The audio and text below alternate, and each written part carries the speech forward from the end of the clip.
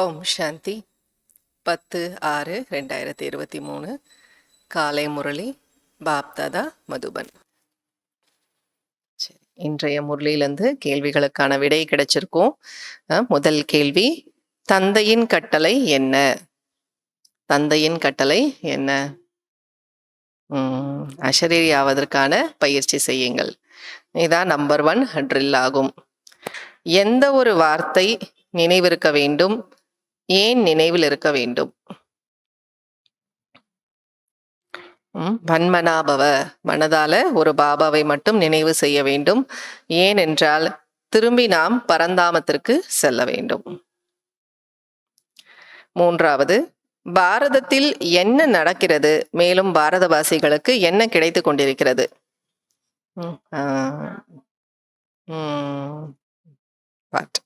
பாரதத்தில் தான் அனைத்து விளையாட்டும் நடக்கிறது. மேலும் பாரதவாசிகளுக்கு ஹீரோ ஹீரோயின், அதாவது கதாநாயகன் கதாநாயகி நடிப்பு கிடைச்சிருக்கு.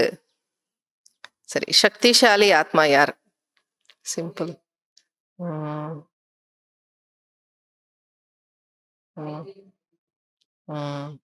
என்னுடைய பாபா என்ற நினைவு சுரூபத்தின் மூலம் சக்திகளின் அதிகாரத்தை அடையக்கூடியவர்தான் சக்திசாலி ஆத்மா ஆவார்கள். சரி, இந்த முரளியில பாபா 5வது கேள்வி, இந்த முரளியில் பாபா எங்கு சென்று சேவை செய்ய வேண்டும் என்று குறிப்பிடுகிறார். மேலும் கையில் வேற என்ன இருக்க வேண்டும் என்று கூறுகிறார். இல்லையா? ட்ரெயின்ல போய் நாம என்ன பண்ணோம்?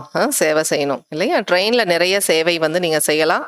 வண்டியில அந்த வண்டியினுடைய முழு பட்டியல் உள்ளோர் அனைவரும் உங்களுடைய பிரஜைகளா மாறிடுவாங்க.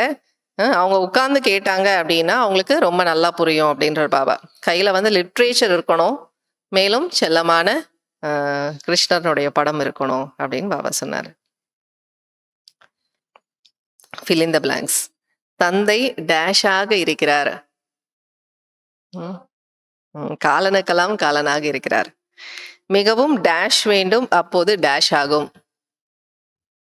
நல்ல புத்தி வேண்டும், அப்போது தாரணையாகும். மிகவும் நல்ல புத்தி வேண்டும், அப்போது தாரணையாகும்.